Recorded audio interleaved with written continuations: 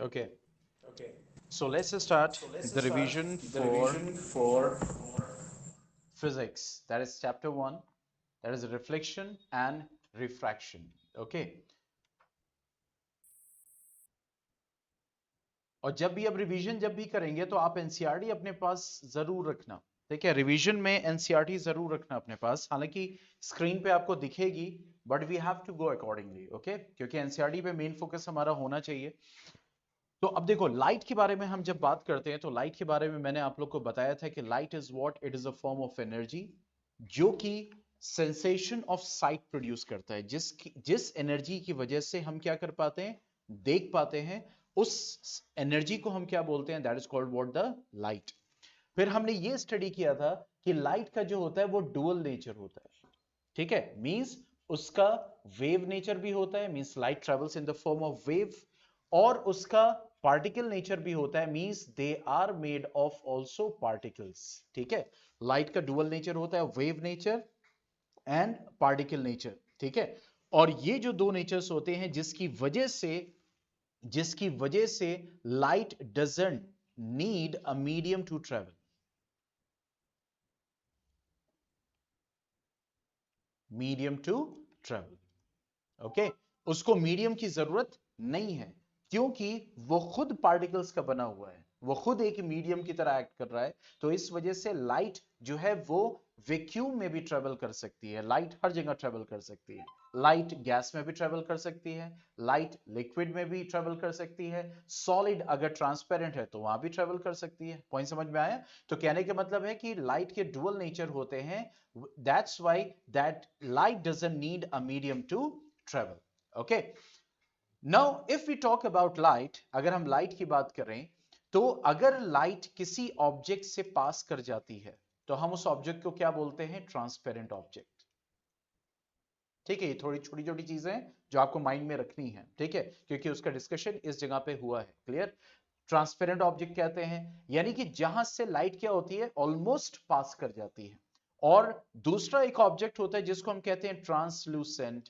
Translucent होते हैं जहां पे कंप्लीट लाइट पास नहीं करती है, ना कंप्लीट ब्लॉक होती है। मींस कुछ लाइट पास कर जाती है, कुछ लाइट ब्लॉक हो जाती है। उसको हम क्या बोलते हैं, ट्रांसलूसेंट। जनरली आपने देखा होगा पेपर पे आपने घी लगा दिया या पेपर पे ऑयल लगा दिया, वो क्या हो जाता है, ट्रांसलूसेंट। मतलब कि कुछ चीज दिखती है और कुछ चीजें नहीं दिखती है, मींस आपको धुंधला टाइप के दिखाई देता है। और एक होता है ओपेक ऑब्जेक्ट, जिस ऑब्जेक्ट के थ्रू लाइट जो होती है वो एकदम ट्रेवल नहीं कर पाती है, ब्लॉक हो जाती है। तो उस ऑब्जेक्ट को हम क्या बोलते हैं, that is called what, the opaque object. Okay, अब आगे बढ़ते हैं इस चैप्टर में। तो इस चैप्टर में दो पार्ट्स हमने स्टडी किए, one is reflection and one is refraction.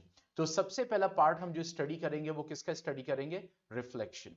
Reflection किसको कहते हैं, बाउंसिंग बैक ऑफ लाइट। ठीक है, कि बाउंसिंग बैक ऑफ लाइट को हम रिफ्लेक्शन कहते हैं। Bouncing back of light, that is called what, the reflection.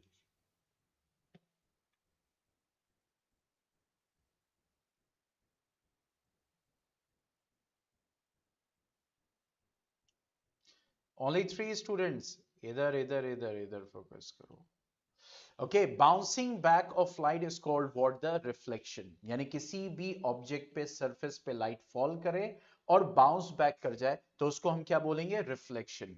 अब इस रिफ्लेक्शन को हर ऑब्जेक्ट फॉलो करता है एक लॉ से। रिफ्लेक्शन के दो लॉज होते हैं। फर्स्ट लॉ क्या कहता है, the angle of incidence is equal to the angle of reflection. मतलब कोई एक ऑब्जेक्ट है जो इमेजेस आप जरूर प्रैक्टिस करेंगे, ये याद रखिएगा। ठीक है, for example this is mirror और एनी सरफेस। ओके, जहां से, क्योंकि जो बाउंसिंग बैक होगा, जो रिफ्लेक्शन होगा, वो जरूरी नहीं है कि हर ऑब्जेक्ट ओपेक हो और वहां से बाउंस बैक हो, इट इज नॉट नेसेसरी। इसीलिए बाउंसिंग बैक के लिए हमें क्या चाहिए, पॉलिश्ड सरफेस होना चाहिए, तभी वहां से क्या होगा, बाउंस बैक होगा। Is that clear? जितना कम पॉलिश होगा उतना कम बाउंस बैक होगा, जितना हाईली पॉलिश्ड होगा लाइक ग्लास, वहां से उतना ज्यादा बाउंस बैक होगा, यानी रिफ्लेक्शन होगा। तो एंगल ऑफ इंसिडेंस, ये हमेशा वो लाइन जो भी सरफेस के परपेंडिकुलर होती है उसको हम क्या बोलते हैं, that is called what, the normal. उस लाइन को क्या बोलते हैं, नॉर्मल। ठीक है, अब वो रे जो फॉल करती है सरफेस पे, उसको हम बोलते हैं इंसिडेंट रे। और इंसिडेंट रे और नॉर्मल के बीच में जो एंगल बनता है उसको हम कहते हैं angle of incidence. Same angle पे रिफ्लेक्शन होगा तो रिफ्लेक्टेड रे हमें सेम एंगल पे शो करनी होती है। याद रखिएगा, अगर आपको ये मौका आए वहां डायग्राम बनाने का तो टेक योर प्रोटेक्टर, उसी से बनाना। ये ना हो कि इंसिडेंट रे 30 डिग्री पे बन रहा है और रिफ्लेक्टेड रे 32 डिग्री पे बन रहा है। 30 और 30 ही होना चाहिए, ये एकदम ध्यान रखिएगा, ठीक है, बनाते वक्त। तो अब दूसरा ये है कि angle of reflection, this is what the angle between reflected ray and normal. तो पहला लॉ क्या कहता है रिफ्लेक्शन का? Angle of incidence will always be equal to angle of reflection. Always, कैसा भी सरफेस हो, रफ हो स्मूथ हो, अगर हम बात करेंगे जाहिर सी बात है रफ सरफेस की बात करेंगे, क्योंकि रफ सरफेस पे क्या होता है, रफ सरफेस पे इररेगुलर रिफ्लेक्शन होता है ना। पॉइंट समझ में आए? ठीक है, इसको हम क्या कहते हैं, इरेगुलर या फिर डिफ्यूज जिसको बोलते हैं, ठीक है। और स्मूथ सरफेस होता है तो उस पे हम क्या करते हैं, रेगुलर रिफ्लेक्शन। रेगुलर रिफ्लेक्शन मतलब इंसिडेंट रेज जब फॉल करती हैं तो रिफ्लेक्टेड रेज भी एकदम पैरेलल ही होती हैं। गुड इवनिंग, ठीक है, पैरेलल होती हैं। तो इंसिडेंट रेज और पैरेलल रेज जब पैरेलल हो, यानी कि सॉरी रिफ्लेक्टेड रेज जब पैरेलल हो तो हम उस रिफ्लेक्शन को क्या बोलते हैं, रेगुलर रिफ्लेक्शन। और जब इंसिडेंट रेज पैरेलल होती हैं, क्योंकि वो तो होंगी ही ना, इंसिडेंट रे, अगर हम बात करें सोर्स ऑफ लाइट के थ्रू, अगर किसी ऑब्जेक्ट पे पड़ के कोई लाइट इंसिडेंट हो रही है तो जरूरी नहीं है कि सारी लाइट पैरेलल हो। जैसे इस सरफेस पे रिफ्लेक्टेड रेज जा रही हैं, ठीक है, देखो रिफ्लेक्टेड रेज क्या है, नॉन पैरेलल है। लेकिन जब ये किसी और ऑब्जेक्ट पे पड़ेगी तो ऑब्वियसली, लेकिन वो एक माइन्यूट चीज होगी, मतलब बहुत ही ज्यादा डेप्थ हो गया, ठीक है। लेकिन जनरली जब हम सोर्स ऑफ लाइट की बात करते हैं तो सोर्स ऑफ लाइट में क्या हो रहा है कि इंसिडेंट रेज सब पैरेलल आएंगी, लेकिन रिफ्लेक्टेड रेज क्या होंगी, नॉन पैरेलल होंगी। तो वो हमारा क्या कहलाता है, इरेगुलर रिफ्लेक्शन। तो पहला लॉ क्या कहता है कि angle of incidence is equal to the angle of reflection. और दूसरा लॉ क्या कहता है कि जो incident ray, normal and the reflected ray, ये तीनों सेम प्लेन में लाई करेगी। तो एक तो पार्ट ये हो गया definition of reflection, types of reflection, third laws of reflection. Now fourth, that is the image form by the plane mirror. यानी प्लेन मिरर में कौन सी इमेज बनती है, यानी कि इमेज की क्या प्रॉपर्टी होती है, इन सारी चीजों को देखो। तो अगर हम प्लेन मिरर की बात करें तो प्लेन मिरर में कैसी इमेज बनती है, वर्चुअल। वर्चुअल वो इमेज होती है जो हम स्क्रीन पे नहीं ले सकते, और रियल वो इमेज होती है जो हम स्क्रीन पे ले सकते हैं, ऑब्टेन कर सकते हैं। वो इमेज कैसे कहलाती है, रियल इमेज कहलाती है। तो प्लेन मिरर में जो इमेज बनेगी वो कैसी बनेगी, वर्चुअल, और कैसी बनेगी, दैट इज इरेक्ट इमेज बनेगी। उसके बाद जो इमेज बनेगी that will B of same size, same size की बनेगी, ठीक है। तीसरा इमेज कैसी बनेगी, दैट विल बी लैटरली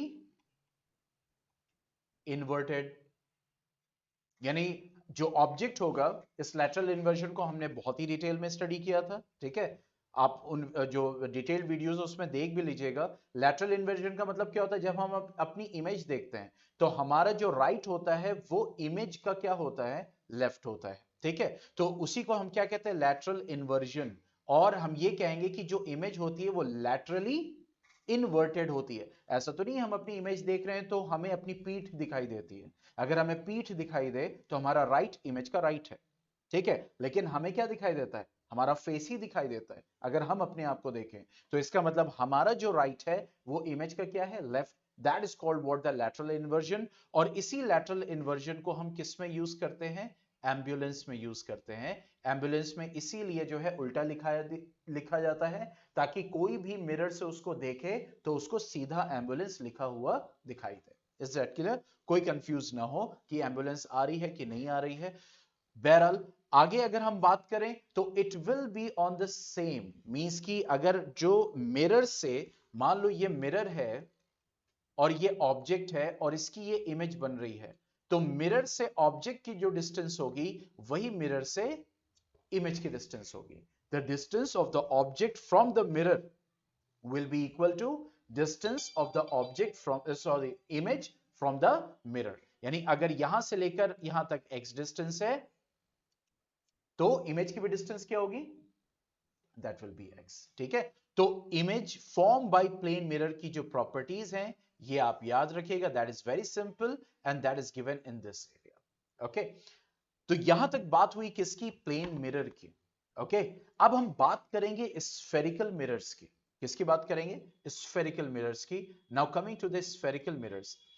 अब देखो, अगर हम स्फेरिकल मिरर्स को बोलें तो स्फेरिकल मिरर्स का मतलब क्या हुआ, इसको दिखाना बहुत जरूरी है। Just give me 27 seconds. बोले बड़ा प्रोफेशनल लगता है। या 27, कितने बच्चों ने काउंटडाउन शुरू कर दिया होगा। काउंटडाउन देखो 27 से पहले रेडी हुआ कि नहीं हुआ।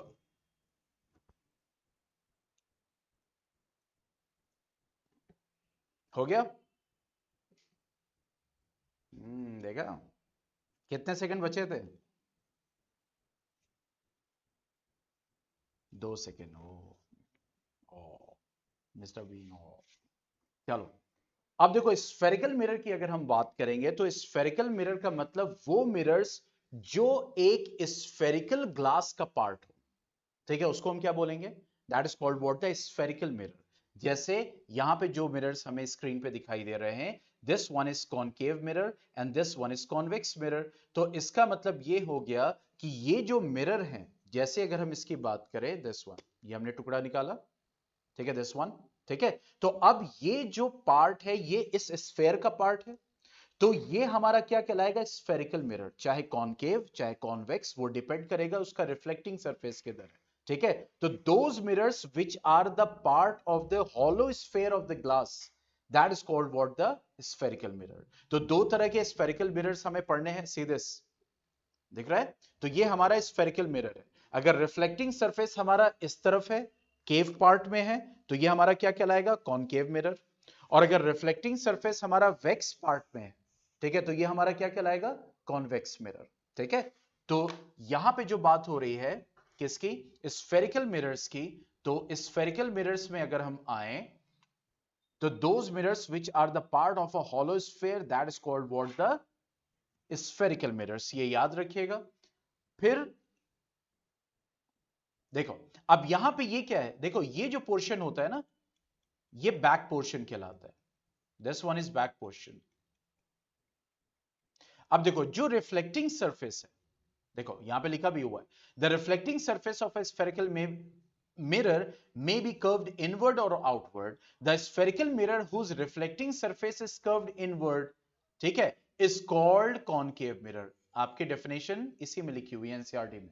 ठीक है, the spherical mirror whose reflecting surface is curved inward is called what, the concave mirror, and this is 100% correct definition as it is given in NCERT। तो अगर किसी को कंफ्यूजन हो तो वो सिर्फ सिंपल ये डेफिनेशन लिख दे, ही और she will get the full marks. ठीक है, तो रिफ्लेक्टिंग सरफेस इसका देखो यहां पे इनवर्ड है, अंदर की तरफ है, तो ये क्या है, कॉनकेव मिरर है। और जहां रिफ्लेक्टिंग सरफेस आउटवर्ड, देखो बाहर की तरफ है, बल्ज आउट है, वेक्स पार्ट है, ये क्या कहलाएगा, वेक्स। और ये क्या कहलाएगा, केव।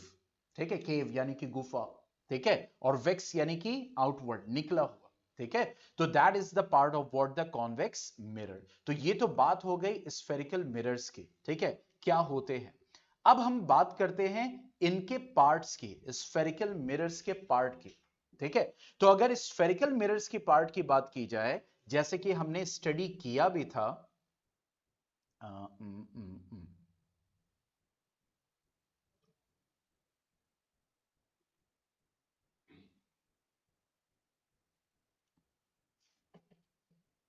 ओके, तो जैसा हमने स्टडी किया था, तो इसमें बहुत सारे पार्ट्स होते हैं जो कि हम स्फेरिकल में, अगर कॉनकेव कॉन्वेक्स की बात करें, और अगर सेपरेट या साथ में, दोनों हम साथ में ही बात करते हैं, चलो, ताकि साथ में ही रिवीजन हो जाए।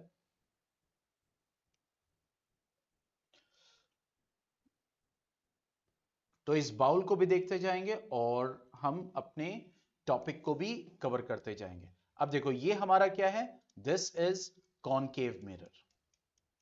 ठीक है, ये हमारा क्या है, दिस इज कॉनवेक्स मिरर। ठीक है, अब देखो, जैसे मैंने आपको बताया कि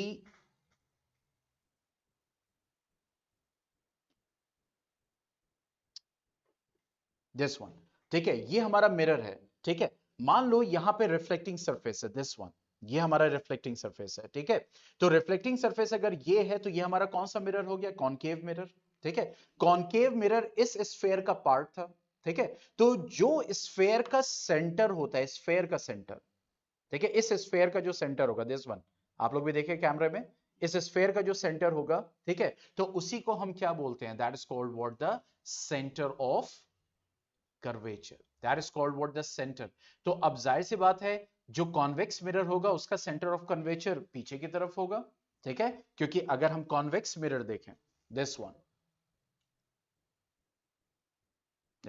ये कॉन्वेक्स मिरर है, यहां पे रिफ्लेक्टिंग सरफेस है, this is the convex mirror, ठीक है। तो अब ये जिस स्फेयर का पार्ट है, तो सेंटर ऑफ कर्वेचर उसके पीछे होगा, इज दैट क्लियर। तो यहां पे वही कहा जा रहा है कि जो सेंटर ऑफ कर्वेचर होता है वो क्या होता है, that is the centre of the hollow sphere of which the mirror is the part, is that clear. अब ये जो मिरर है हमारा, दिस वन, ये मिरर है, अगर ये कॉनकेव मिरर है या फिर हम इसको कॉन्वेक्स मिरर माने, तो इस मिरर का जो सेंटर होगा, मिरर का, ठीक है, that is called what, the pole, उसको हम क्या बोलेंगे, पोल बोलेंगे, जो कि हम यहां पे ये दिखाते हैं ऐसे, ठीक है, this one is what, the pole, is that clear.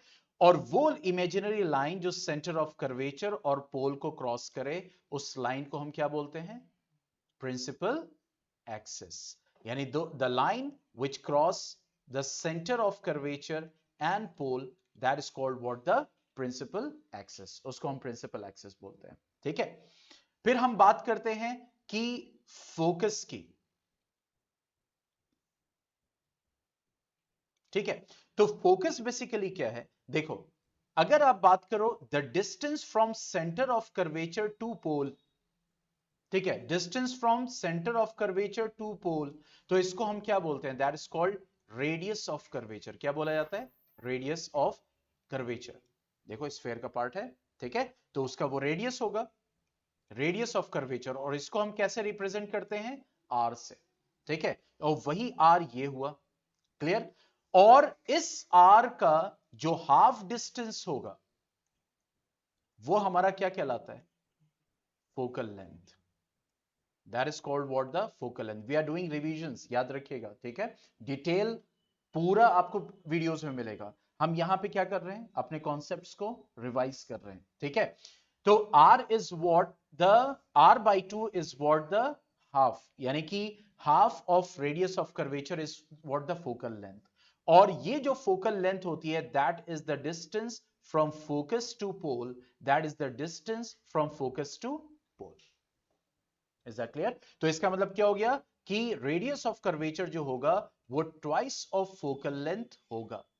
उसके बाद ये जो मिरर का रिफ्लेक्टिंग पार्ट होता है, ये कहलाता है इसका एपर्चर, क्या कहलाता है, एपर्चर, जो हम ड्रॉ करते हैं, मींस द फ्रेम और the part which is reflecting the light falling on it, तो उसको हम क्या बोलते हैं, that is called what, the aperture, जो कि हम यहां पे ए से लेकर बी तक शो कर रहे हैं।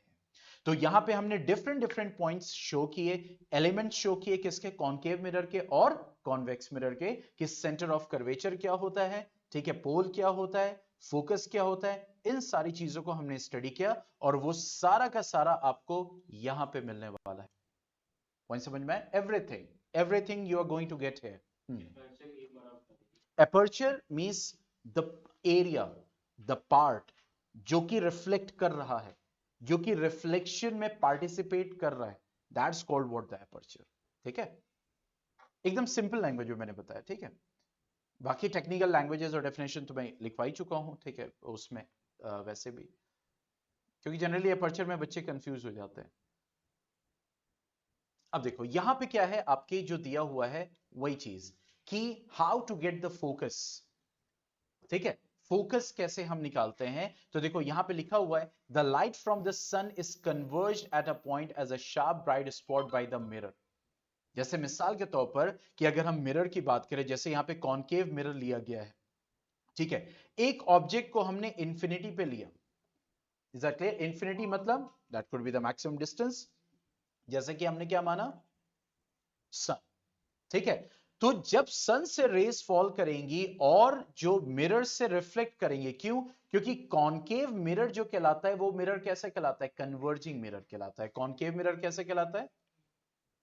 कन्वर्जिंग। क्यों? क्योंकि जो भी लाइट रे उसके ऊपर फॉल करती है, जस्ट सी दिस,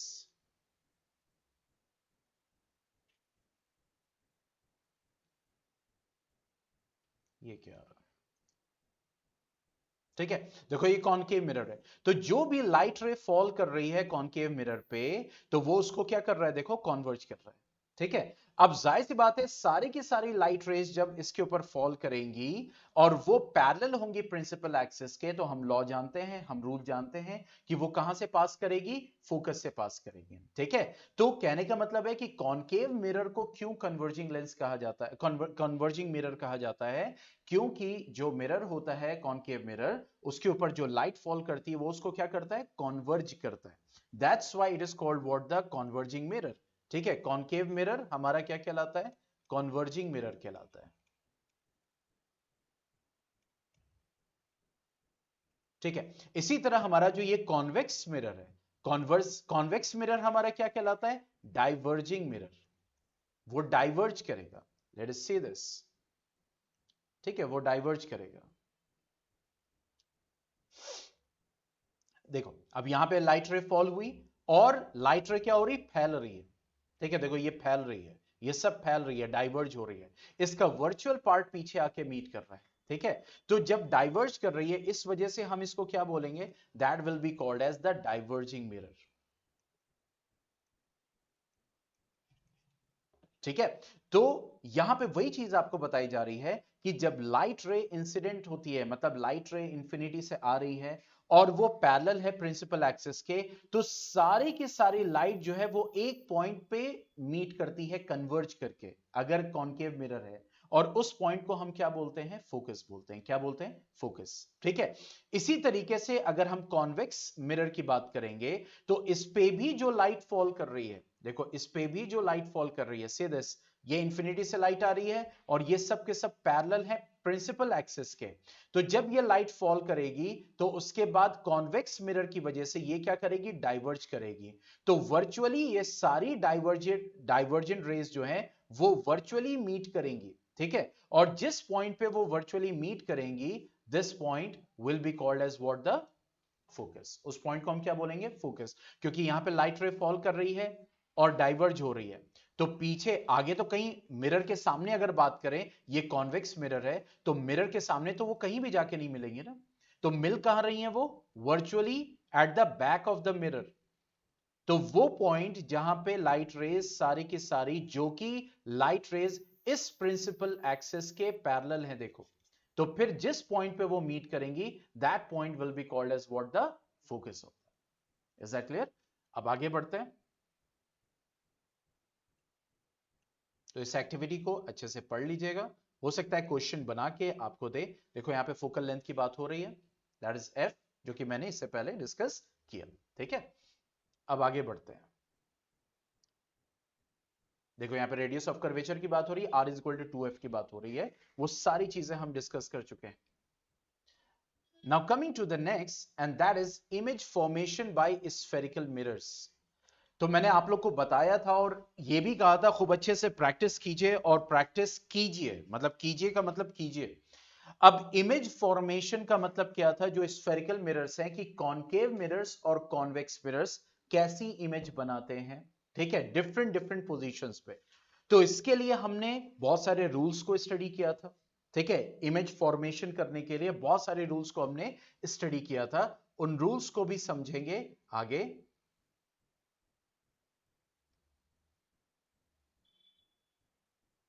देखो अब यहां पे ये टेबल है, जिस पे आपको सब कुछ लिखा हुआ है कि ये जो कॉनकेव मिरर है, क्योंकि ये किसके है? That is the concave mirror. लेकिन रूल को समझाने के लिए मुझे वापस बोर्ड को यूज करना पड़ेगा, क्योंकि अगर हम रूल को स्टडी करेंगे तभी हम समझ पाएंगे कि वो क्यों सी से पास कर रहा है, क्यों पी से पास कर रहा है, क्यों एफ से पास कर रहा है। तो एक क्विक रिवीजन के लिए हम इसको स्टडी करते हैं। ठीक है, अब रूल्स की अगर हम बात करें, जो कि रूल्स ऑलरेडी एनसीईआरटी में गिवन है, वहां पे दिया हुआ है, इसके आगे दिया हुआ है। ठीक है, जो इमेज फॉर्मेशन इसके आगे दिया हुआ, टेबल पहले बना दिया उसने, लेकिन इमेज फॉर्मेशन जो है कॉनकेव मिरर का, कॉन्वेक्स मिरर का, इसके आगे उसने दिया हुआ है। तो उसी चीज को हम यहां पे डिस्कस करेंगे। ओहो, खुल जाओ भाई, कोई बात नहीं, वी हैव अनदर ऑप्शन, जाओ। अब देखो, चाहे कॉनकेव मिरर हो चाहे कॉन्वेक्स मिरर हो, रूल एक ही है जो फॉलो होगा, ठीक है। जैसे अगर हम कॉनकेव मिरर का एज एन एग्जांपल लेते हैं, तो हम ये जानते हैं, और ये हमारा प्रिंसिपल एक्सिस हो गया,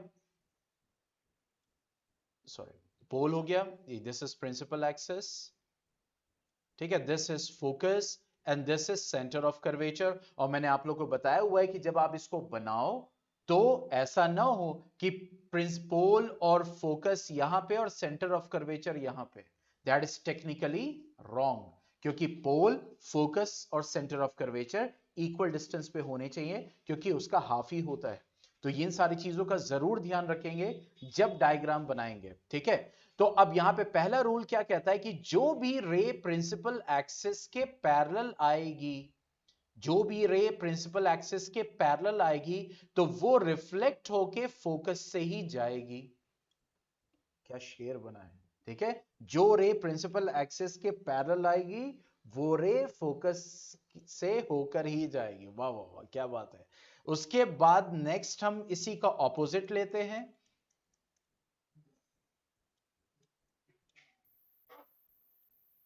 ठीक है। अब यहां पे क्या हो रहा है कि जो रे इंसिडेंट होगी फोकस के थ्रू, यानी कि जो फोकस के थ्रू इंसिडेंट होगी, वो रिफ्लेक्ट होके पैरेलल हो जाएगी। ये हमने स्टडी किया था। Is that clear? इसमें कोई तुकबंदी नहीं बैठी। तो यहां पे अगर हम बात करें कि कॉनकेव मिरर की, चाहे वो कॉन्वेक्स मिरर हो, कॉन्वेक्स मिरर भी यही होगा। देखो, कॉन्वेक्स मिरर हमने बनाया, ठीक है, लेकिन उसके फॉर्मेशन को आपको प्रैक्टिस करना पड़ेगा, क्योंकि उसका सेंटर ऑफ कर्वेचर, फोकस सब मिरर के पीछे लाई करता है। कॉनकेव मिरर के क्या होता है, आगे लाई करता है, ठीक है। तो यहां पे कैसे ड्रॉ करेंगे, यही वाला पहला वाला रूल यहां पे कैसे हम ड्रॉ करेंगे। तो मैंने आपको बताया कि जो रे प्रिंसिपल एक्सिस के पैरेलल इंसिडेंट होती है, तो वो कहां से पास करेगी, फोकस से। लेकिन जब हम कॉन्वेक्स में शो करेंगे, जैसा कि आप यहां देख पा रहे हो, कॉन्वेक्स में मिरर के पीछे कैसी रे शो की जाती है, डॉटेड, मींस वर्चुअल। तो हम बनाएंगे कैसे, वो रे पास करेगी जरूर, लेकिन फोकस के थ्रू हम डॉटेड लाइन बनाएंगे, दैट इज अ वर्चुअल। और इसी से एकदम स्ट्रेट लाइन खींच देंगे रिफ्लेक्टेड रे, क्योंकि लाइट रे रिफ्लेक्ट होके बाउंस बैक करेगी, लेकिन जो उसका वर्चुअल पार्ट होगा वो फोकस से क्रॉस करेगा। सबके समझ में आ गया? हाँ भाई, जल्दी बताओ। इसीलिए मैंने इसको एनिमेशन से शो नहीं किया, मैंने बना के शो किया।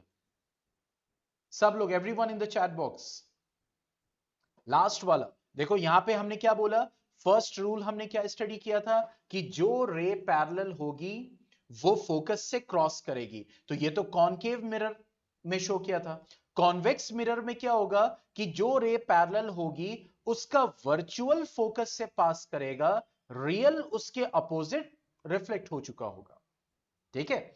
इसी तरीके से ये जो सेकेंड रूल हमने स्टडी किया है, इस सेकेंड रूल को हम कॉन्वेक्स में कैसे शो करेंगे, कॉन्वेक्स मिरर में। तो कॉन्वेक्स मिरर बनाया, फिर उसके बाद पोल बनाया, उसके बाद फोकस बनाया, उसके बाद सेंटर ऑफ कर्वेचर बनाया, ठीक है।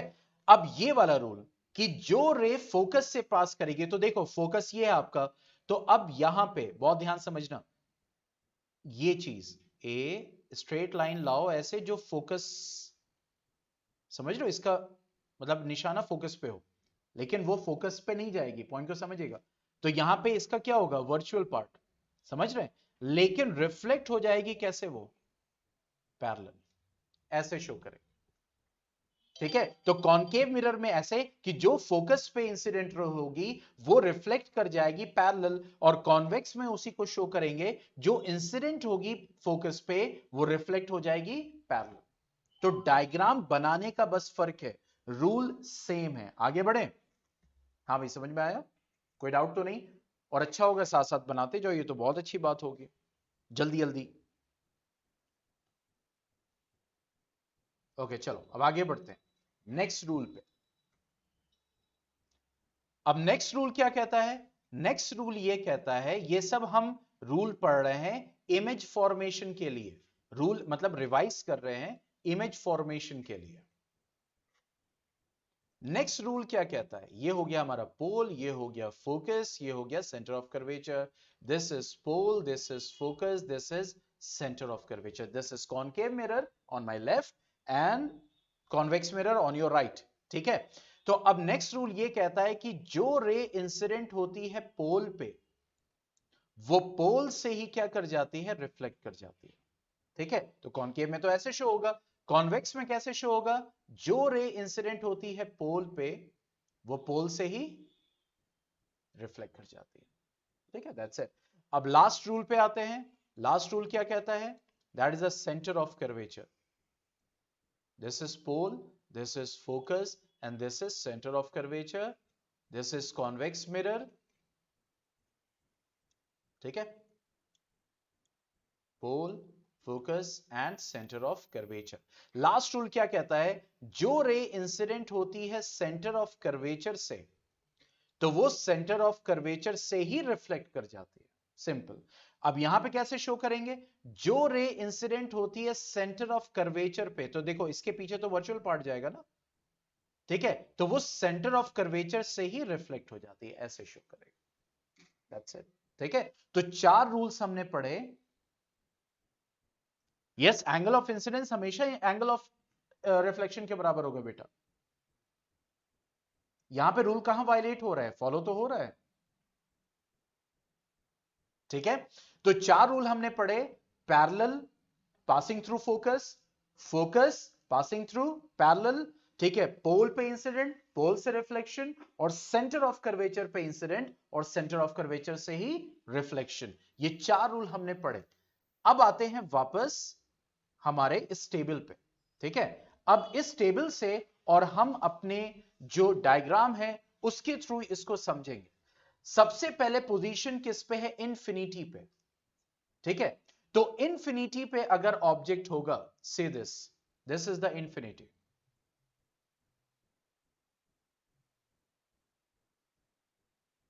ये कौन सा मिरर हो गया? ये तो कॉन्वेक्स हो गया, नहीं कॉनकेव भी तो है। अच्छा, मैंने इसमें राइट में शो किया है, वेट अ सेकेंड, असल में हम लेफ्ट से पढ़ रहे हैं तो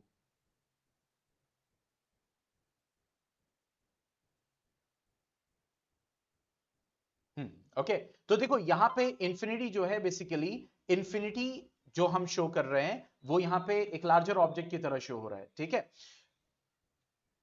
तो देखो जब हमारा इंफिनिटी पे ऑब्जेक्ट होगा, इंफिनिटी पे ऑब्जेक्ट, ठीक है, तो जो इमेज बनेगी वो कहां बनेगी? फोकस पे बनेगी। Is that clear? और कैसी होगी? Real and inverted. Real image होगी और इन्वर्टेड। इसीलिए देखो कॉनकेव मिरर जो है वो मैक्सिमम कौन सी इमेज बनाता है? रियल एंड इन्वर्टेड, यानी मैक्सिमम इमेज हमें कैसे मिलने वाली?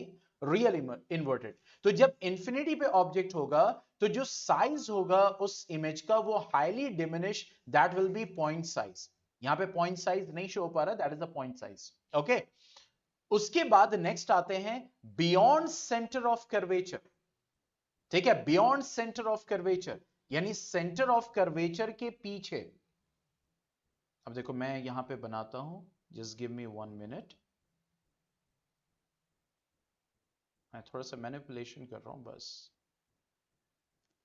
ओहो,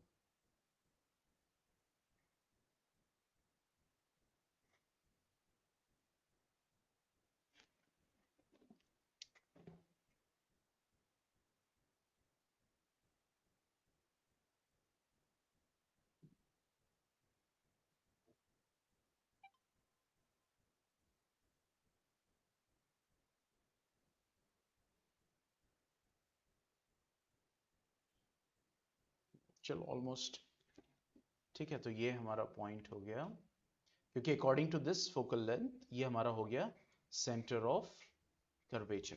ठीक है, ये हमारा सेंटर ऑफ कर्वेचर हो गया, मैंने थोड़ा सा मैनिपुलेशन किया। ठीक है, तो ऑब्वियसली ये हमारा क्या हो जाएगा? पोल, और ये हो जाएगा एकदम बीचों बीच, दैट इज फोकस। ठीक है, ये हो गया। Is that clear? अब इसी के अकॉर्डिंग हम समझेंगे। क्लियर? अब ये कह रहा है कि जब हमारा ऑब्जेक्ट जो है वो बियॉन्ड सी होगा, that is centre of curvature के पीछे। तो देखो ऑब्जेक्ट हमने सेंटर ऑफ कर्वेचर के पीछे ही रखा हुआ है, see this, centre of curvature के पीछे है। तो इमेज कैसी बनेगी? तो देखो इमेज कैसी बन रही है, that is real and inverted, और सी और एफ के बीच में। ठीक है, सी और एफ के बीच में। सो हम यहां पे आते हैं, देखो between F and C image बन रही है, और डिमिनिश यानी कि छोटी बन रही है, और कैसी बन रही है? Real and inverted. Is that clear? अब हम आते हैं कि जब ऑब्जेक्ट सी पे होगा, तो जब ऑब्जेक्ट सी पे होगा, तो देखो जैसे जैसे हम ऑब्जेक्ट को मिरर के करीब ला रहे हैं, देखो जैसे जैसे ऑब्जेक्ट को मिरर के करीब ला रहे हैं, तो क्या हो रहा है? ऑब्जेक्ट मिरर के करीब जा रहा है और इमेज मिरर से दूर जा रही है। हम कॉनकेव मिरर में इमेज फॉर्मेशन पढ़ रहे हैं। ठीक है, तो जब ये इमेज दूर जा रही है, तो जब हम सी पे आएंगे, सी दिस, अब हम सी पे आ गए। Is that clear? तो जैसे ही हम सी पे आए, तो जो हमारे ऑब्जेक्ट है वही हमारी इमेज की साइज है। दिख रहा है? तो जैसे ही हम सी पे आए, तो हमारी इमेज भी सी पे बनेगी, that is at centre of curvature. और कैसी बनेगी? सेम साइज, और नेचर क्या होगा? Real and inverted. ओके, उसके बाद देखो बिटवीन सी एंड एफ, तो जैसे मैंने लास्ट टाइम भी बताया था कि देखो ऑब्जेक्ट बियॉन्ड सी होगा, तो इमेज एफ एंड सी के बीच में बनेगी। ऑब्जेक्ट सी पे होगा, तो इमेज भी सी पे बनेगी। अब इसके आगे देखो, जहां पे पहले हमारा इमेज बन रहा था, अब वहां पे ऑब्जेक्ट आ गया। ठीक है, बिटवीन सी एंड एफ। ठीक है, between C and F, see this. ठीक है, और थोड़ा पीछे कर देता है, यहां पे रख देता है। ठीक है, तो देखो अब ऑब्जेक्ट जो, ये हमारा ऑब्जेक्ट है, और ये हमारी क्या है? इमेज। ठीक है, तो अब देखो ऑब्जेक्ट सी और एफ के बीच में रखा गया है, तो देखो इमेज कहां बन रही है? Beyond C. ठीक है, और कैसी बन रही है? Real and inverted. देखो इमेज कहां बन रही है? Beyond C. और कैसी बन रही है? Real and inverted. और कैसी बन रही है? इनलार्ज। ठीक है, यानी कि ऑब्जेक्ट से बड़ी। अब अगर हम फोकस पे रखते हैं, अगर हम फोकस पे रखते हैं, तो देखो अब हमारा ऑब्जेक्ट जो है वो फोकस पे आ गया।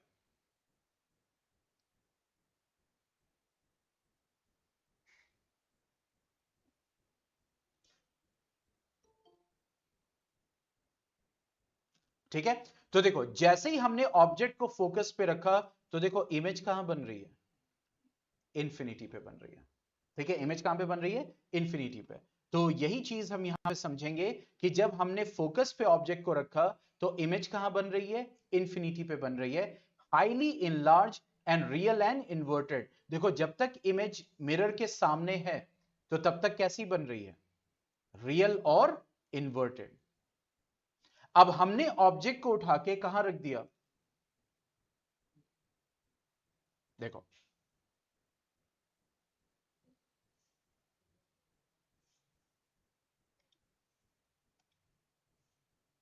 ठीक है, so this is focus, this is pole, and this is centre of curvature. अब देखो हमने ऑब्जेक्ट को रख दिया पोल और फोकस के बीच में। ठीक है, पोल और फोकस के बीच में। तो जैसे ही पोल और फोकस के बीच में रखा, अब इमेज मिरर के पीछे आ गई। अब ये इमेज कैसी है? देखो वर्चुअल। कैसी है? इरेक्ट। और कैसी है? मैग्निफाइड। कैसी है? Magnified image.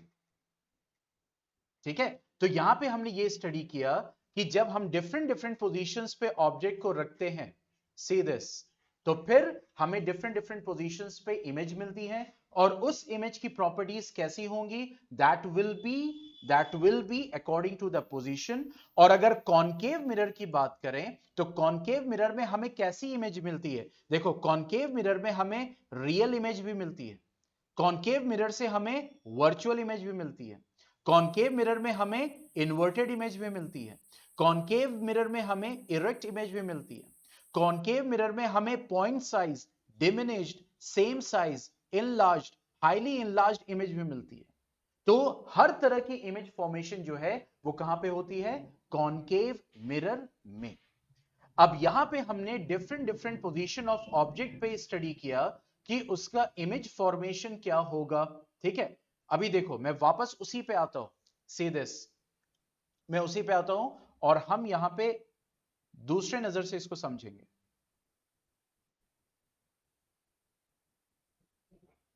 अब देखो, मैं अभी थोड़ा सा, तो ये है according to this focal, this is centre of curvature, this will be focus and this will be pole. बहुत ध्यान से समझिएगा, ठीक है। अब देखो हम लोगों ने क्या स्टडी किया था, जब भी हम इमेज फॉर्मेशन बनाते हैं, इमेज फॉर्मेशन जब बनाते हैं, तो देखो हमने ऑब्जेक्ट रख दिया, यहां पे ये हमने ऑब्जेक्ट रख दिया, ठीक है। हमने क्या रूल स्टडी किया था, हमने 4 रूल स्टडी किए थे, और इमेज फॉर्मेशन के लिए हमें क्या करना पड़ेगा, हमें कोई 2 रे बनानी पड़ेगी। तो देखो एक रे हमने सेलेक्ट किया कि ऑब्जेक्ट से रे इंसिडेंट हमने बनाया, बहुत ध्यान से समझना, ठीक है। तो जब ऑब्जेक्ट से रे पैरेलल जाएगी तो वो कहां से क्रॉस करेगी, फोकस से। एक तो ये रे हमने बना दिया। देखो अब मैं इमेज फॉर्मेशन सीख रहा हूं और मैं अपने बुक के अकॉर्डिंग बनाता हूं, ठीक है। This is pole, this is focus and this is centre of curvature. मान लो बियॉन्ड सी हमने रखा हुआ है, ठीक है। तो अब मुझे इमेज फॉर्मेशन दिखाना है, तो एक रे तो मैंने पैरेलल दिखाई कि पैरेलल इंसिडेंट हो रही है, तो जो पैरेलल इंसिडेंट होगी वो कहां से क्रॉस करेगी, फोकस से। एक रे हमने ये बना दी, ठीक है। उसके बाद दूसरी, या तो पोल या तो फोकस, यानी जो लेफ्ट ओवर है वहां से आप उसको ड्रॉ कर सकते हो। तो देखो दूसरी रो हम रे शो कर रहे हैं, देखो हमने पोल से बनाया कि अब पोल पे इंसिडेंट शो कर रहे हैं, तो पोल से ही हमें क्या करना पड़ेगा, रिफ्लेक्शन शो करना पड़ेगा। तो देखो हमने क्या किया, पोल पे इंसिडेंट रे शो किया और पोल से ही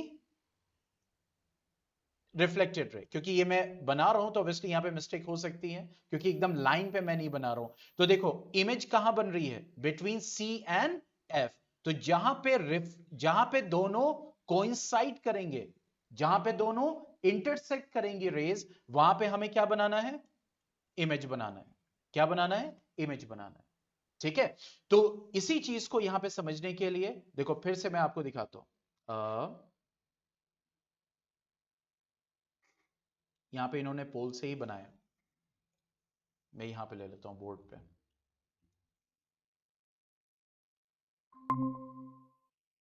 ठीक है। सॉरी, अभी तो कॉनकेव मिरर पड़ रहा है,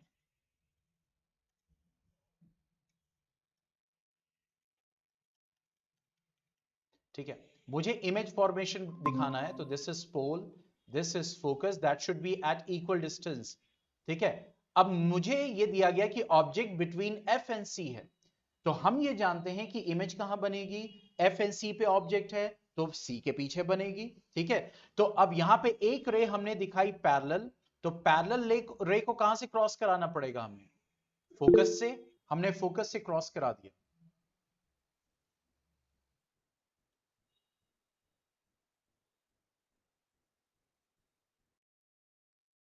ओके वेट अ सेकेंड,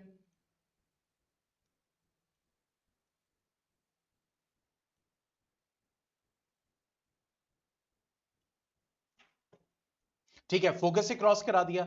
अब दूसरी, अब जाहिर सी बात है जब आप इंसिडेंट रे शो करोगे तो ऑब्जेक्ट के आगे ले जाते हुए शो करोगे ना। अब ऑब्जेक्ट के आगे 2 पॉइंट्स बचे, कौन कौन से, फोकस और दूसरा कौन सा, पोल।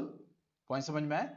आप ऐसे भी शो कर सकते हो ऑब्जेक्ट के आगे, देखो मैं तीनों को अलग अलग शो कर रहा हूं, अलग पेन से। मैंने करा दूसरी रे जो है फोकस से पास, तो जब मैं फोकस से इंसिडेंट शो करूंगा तो मुझे क्या शो करना पड़ेगा, रिफ्लेक्टेड पार्ट, पैरेलल, यानी पैरेलल, ठीक है। तो अब देखो यहां पे हमारी इमेज बन रही है, ठीक है, यहां पे इंटरसेक्शन हो रहा है।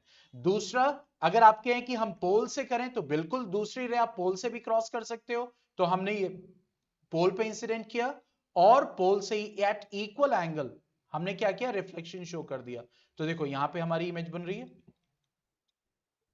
ठीक है। इसी तरीके से हम ये शो कर सकते हैं, आपके सेंटर ऑफ कर्वेचर अगर आपको शो करना हो तो बहुत ध्यान से देखिएगा उसकी डायरेक्शन, क्योंकि रे ऐसे जा सकती है ना, इंसिडेंट, ठीक है। तो जब रिफ्लेक्ट होगी तो ऐसे सेंटर ऑफ कर्वेचर से पास कर सकती है, पॉइंट समझ में आया? लेकिन जब आप ड्रॉ करो तो देखो यहां पे क्या हुआ, देखो ये ग्रीन वाली रे और ये ब्लैक वाली पैरेलल हो गई, दिख रहा है?